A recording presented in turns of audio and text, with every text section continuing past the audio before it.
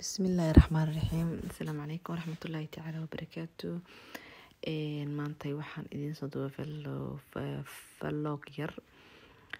Ani labada gabdhood waxaan cambaar kusoo dhadhalasiinaa santarka kabacdina dukaanada alaab yar kasoo maranaa kadibna xaafadeeda isaga soo laabatoona insha allah.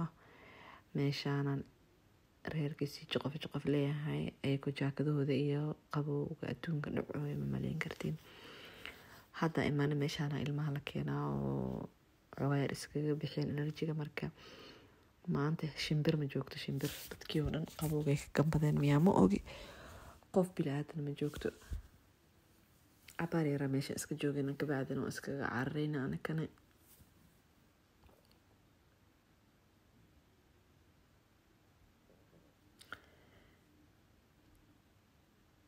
يعني qof meeshaan waxay tir birta inaa koray jirto, birtiyaa la koray. qof kaleetana meeshaan dagaal ku jirto oo laba sano leh jirto waxay taagantaanina waa ka daba koraa celcelis. waxaan koray ilmaa ilaaha dhaafo kabacdina dukaankana iska soo galay oo la yiraahdo kuubka.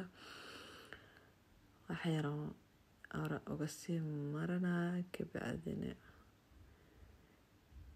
waa iska bixi doonaa insha allah.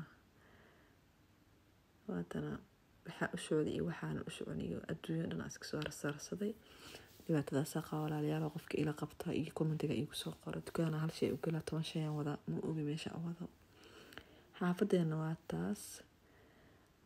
kabacdi meeshaan waxaan rabaa inaan wax yar aan kariyo oo keeg yar oo ka sameeyay qamadi qamadiga jaalaha ama mushaarada jaalaha qumbe oo kun laba saliid caano qandac iyo cusbo yar.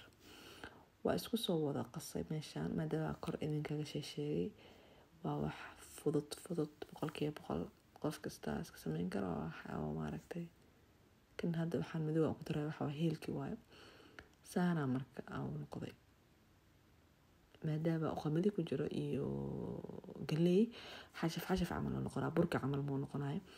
kadib baashi way taaran tahay makiinada 250 ay joogtaa. geedkana burkayga saliidada soo marsaday kabacdina waa kusoo shubay hoos aan gelinaa ma gelin weli hoos aan gelinaa.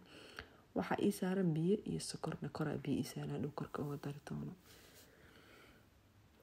ayada dhan 20 daqiiqo ma ka qaadanayso. waa kana hadda soo bixiyay kabacdina baashiyaanta soo degsado korka uga shubanaa gudaha si fiican u galay. wuxuu noqonaa wax jilic badan inta kulliya marka lagu shubo gudaha ka galaa. marka kabacdina ana idin soo dhadhami doono.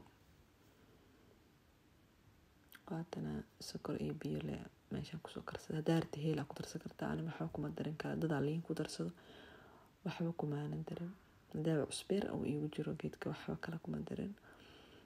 waa kasaasa ugu shubay oo kusoo dhameeyay dhinacyada si fiican dhaxda wuu dhuuqa isla markii laakiin wuxuu noqonaa wax gudaha ka galo.